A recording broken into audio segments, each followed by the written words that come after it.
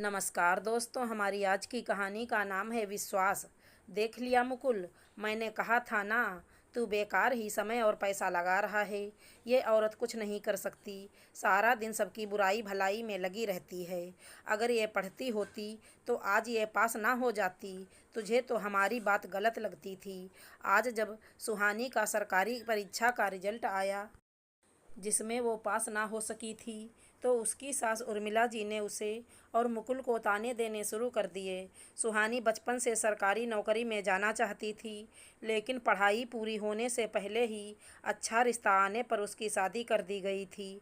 पिता की भी मजबूरी थी, दूसरी बेटी भी शादी लायक हो रही है।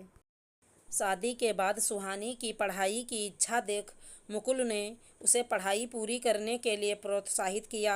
सासू माँ ने साफ कह दिया कि मुझसे किसी तरह की कोई उम्मीद मत रखना। खैर, सुहानी पर तो पढ़ाई का जुनून था। वो दिन भर काम करती और जब समय मिलता तो सारा ध्यान पढ़ाई पर लगा देती। सासू माँ भी पक्की थी, जानबूझकर सुहानी को एक काम खत्म होने से पहले दूसरा तैयार रखती, जिससे वो पढ़ाई ना कर सके और मजबूरी में कुछ काम उन्हें करने पड़े।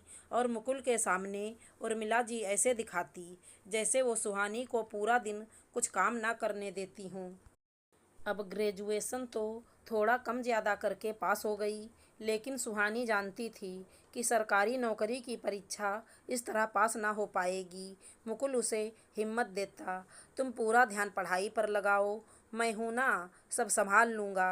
अब तक घर में देवरानी भी आ गई थी, लेकिन सासू माँ ने अभी भी सुहानी को पढ़ने का समय नहीं दिया, बल्कि रोज़ ऑफिस से वापस आने पर मुकुल से यही कहती कि दिन भर पढ़ती नहीं और रात को तुमसे हम सब की बुराई करने में लगी रहती है। इसको पढ़ना तो है नहीं, पैसा बर्बाद करना है बस।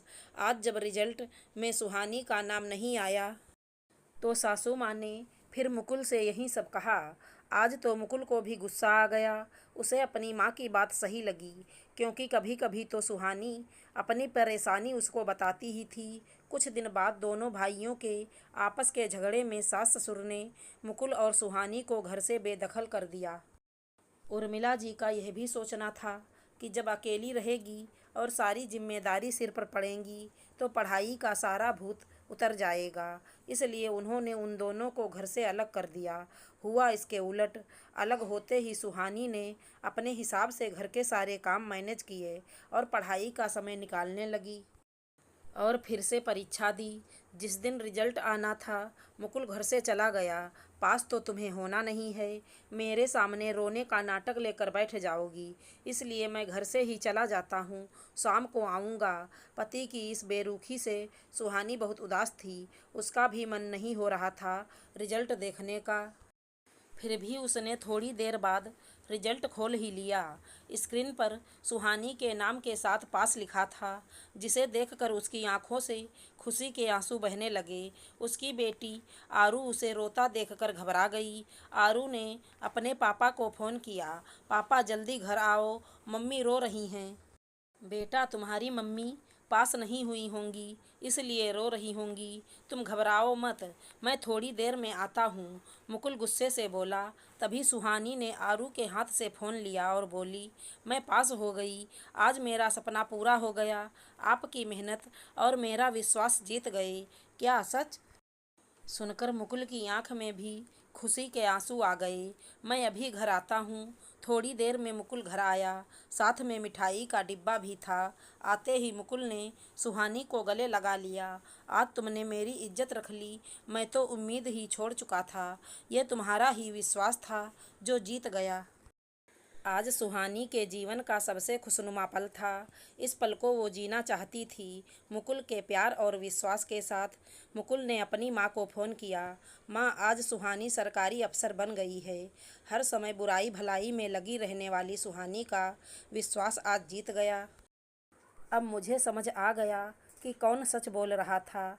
आपके ऊपर विश्वास करके मैंने उसके साथ बहुत गलत किया। शायद उसके 2 साल खराब ना होते, लेकिन कोई बात नहीं, उसने वो कर दिखाया जो आप सबके लिए असंभव था। सालों पहले मैंने सुहानी पर जो विश्वास किया था, जिसे आपने डिगा दिया था, वो विश्वास आज जीत गया। उर्मिला जी के पास आज बोलने को कुछ नहीं था।